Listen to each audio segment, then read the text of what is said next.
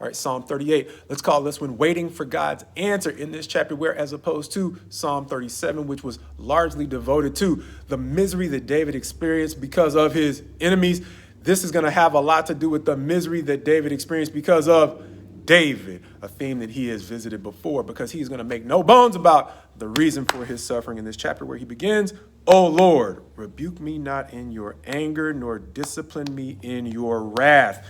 For your arrows have sunk into me, and your hand has come down on me, as he will go on to say why it is. Verse 3, there is no soundness in my flesh because of your indignation. There is no health in my bones because of my sin. Verse 4, for my iniquities have gone over my head. And in verse 5, my wounds stink and fester because of my foolishness. And he's going to carry on through verse 10, talking about the things that he is suffering because of choices he has made, as he will go on to seemingly talk about other consequences, meaning the way in which his choices might have actually driven his friends, his family, and his allies away from him at a time when, as he seems to have mentioned before, his enemies have once again been emboldened by choices that he has made.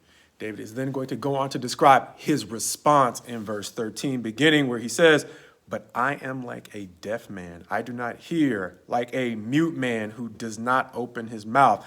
I have become like a man who does not hear, and in whose mouth are no rebukes. Verse 15, but for you, O Lord, do I wait. Thus, the title of the chapter, it is you, my Lord, who will answer. Understanding that David seems to have a firm grip on the need to avoid what is sometimes called snatching defeat from the jaws of victory, a flip on the old phrase of snatching victory from the jaws of what might seem to be certain defeat. There are times in life when we may be on the verge of victory, but things that we say can draw us back into trouble or taking an L that we otherwise did not have to. And so in this chapter, David is going to go on to say, instead of using his mouth to rebuke his enemies, more or less along the lines of what you might see in a Psalm 37, this time he is going to say, verse 18, I confess my iniquity. I am sorry for my sin, reminding me of something that Amos, the prophet, records in chapter 5 around verse 18, when he is talking about this whole concept of the day of the Lord and wanting God's justice. We mentioned wanting God's justice back in chapter 37, but we need to be careful, as Amos reminds us, woe to you who desire the day of the Lord. Why would you have the day of the Lord? It is darkness and not light, as if a man fled from a lion and a bear met him, or went into the house and leaned his hand against the wall and a serpent bit him.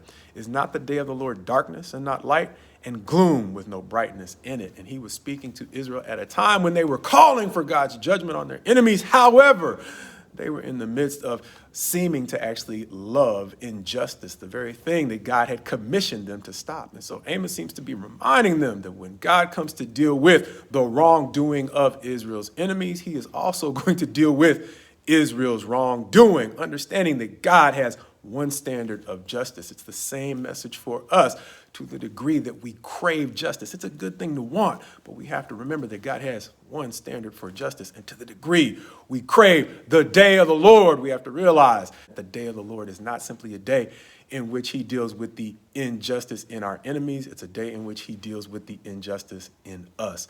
Something that David seems to have a firm grip on as he focuses using his mouth not to snatch defeat from the jaws of victory. Firmly confident that God will come and answer him, he realizes his need to confess his wrongdoing in advance of God's arrival to create what could be relief from enemies that have gone too far.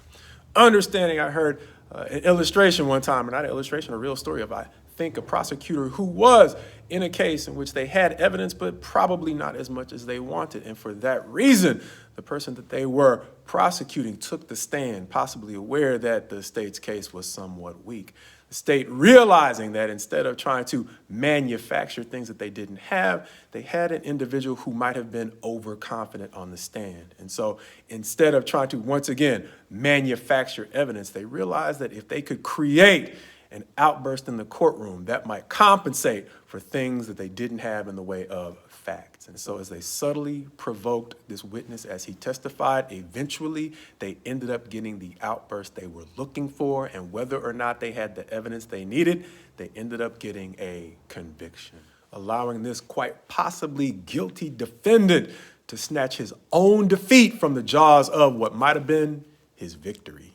Understanding that David likewise is in a situation where he was just flat out guilty. He, however, had led the kind of life in which God was still potentially willing to allow him to pull some sort of victory out of this situation in which he was mired in his own guilt, if God could help him overcome the provocation to snatch defeat from the jaws of that victory. Something he's going to talk more about in Psalm 39 as he asks God to help him set a guard over his ways and his